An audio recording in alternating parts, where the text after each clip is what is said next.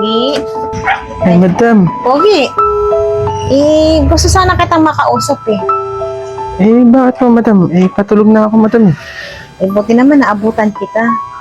Bakit? Kasi Pogi, may nakarating kasi sa akin na usap-usapan eh. Ano po yun, madam? Hindi mo na daw na yung asikaso yung magpapaningil dito sa upa ng upahan ko eh. Hindi naman, madam. Kahit pa paano, nabibisita ko pa naman. Iba naman daw kasi na asikaso mo, Pogi eh. Ano po ba yun? Pinupurmahan na naman daw yung bagong borders natin dyan eh. Hindi naman, madam. Kinapunta kasi ako doon kasi yung bubong daw may mga butas daw Kaya, pinuntahan ko. Di ba dahil doon, baka yun ang dahilan kung bakit laging kulang yung nire-remit mo sa akin? Hindi naman, madam. Siyempre, nagano ko ng pantapal doon sa butas Hindi ba totoo yung patong daw binabayad sa'yo? Siyempre po, siyempre, hindi po yung pantapal ko doon sa Siyempre, gastusin doon sa pinaayos sa bubong. Tumatanggap ka ng patong na bayad? Siyempre po, madam. Bakit hindi mo naman sinabi sa akin na tumatanggap ka ng patong na bayad? Naman Pogi, wala naman sa usapan natin yun ng patong eh. Ako lang dapat yung tumatanggap ng patong, hindi ikaw. Pasensya na, madam. Yun kasi yung kinaya niya Wala ka naman kasing binabanggit sa akin na patong na pala yung binabayad nila eh. Akala ko naman dahil may binibili ka na kaya kulang yung nire-remit mo sa akin. Hindi naman, madam.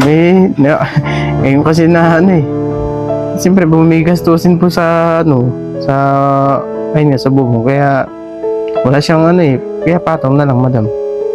Pinupurmahan mo na yung bagong borders dyan. Hindi, madam. Bakit? Nagsiselos po ba kayo, madam?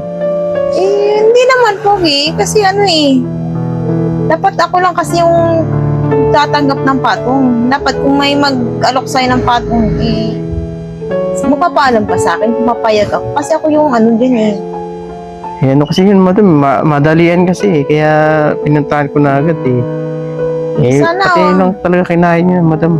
Sana last na tong tatanggap ka ng patong, Pogi, ha? Kung ganun laging tumatanggap ka ng patong, di mas maigi siguro sa bahay ka na lang muna. Doon ka na lang sa tindahan. Paano po yung paupahan nyo? Hindi, ako na lang ulit mag-asikaso dito sa paupahan. Doon ka na lang mag-asikaso sa tindahan. May kayo yun, madam. Kasi kadalasan kasi na sa paupahan nyo, yung bubong ang kailangan tapalan, yung mga butas kasi. Kung sakaling namang may papayos, di samahan mo na lang ako. Hindi yung ikaw yung papasok na lang dyan mag-isa. Magsiselos lang yata kayo, madam. Kung sa selos, syempre naman Pogi. Alam mo namang...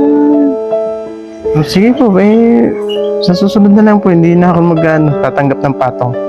Kung ano, sasabihin mo sa akin, ha? Sige po. Oo nga pala. Tara, sa bahay muna tayo. Sa inyo? May hinanda kasi akong pagkain doon sa bahay. Sige po, sunod na lang ako. Sumunod ka na, ha? Magugas Hugas na ako. na ako rin.